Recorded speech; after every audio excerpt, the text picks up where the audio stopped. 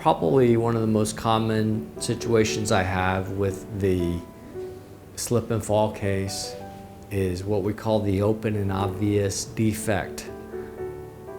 I have a case actually right now where there was a boat propeller left on the floor of a dive shop.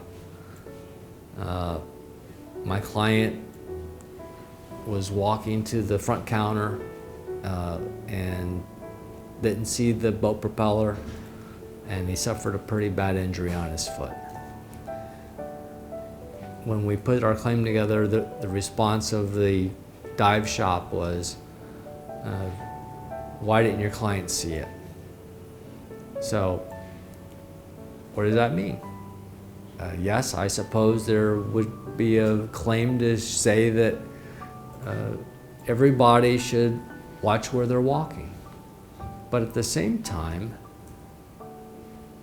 store owners have a responsibility to create safe walkways for their customers. This means that a jury will allocate fault to the parties who are involved, and sometimes they divide it up.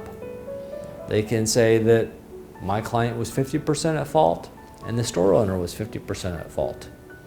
Or they can say my client was 10% at fault and the store owner was 90% at fault. That's called comparative negligence. Florida is a comparative negligence state. And that means that the jury has the responsibility of apportioning fault among anybody who had a responsibility in causing the injury.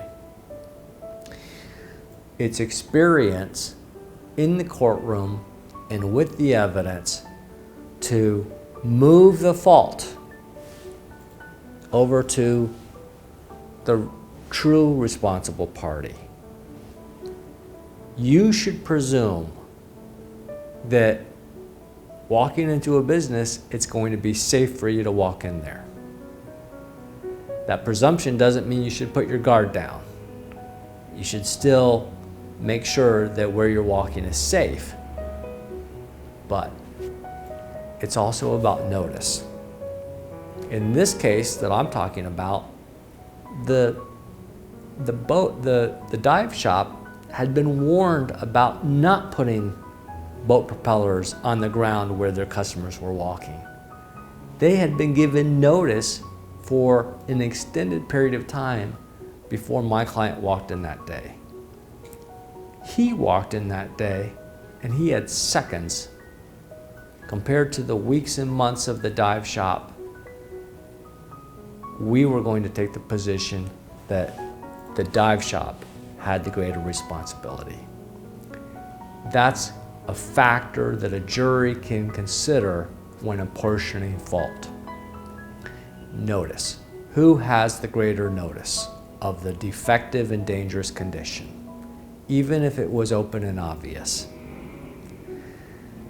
That's how comparative negligence works in the state of Florida.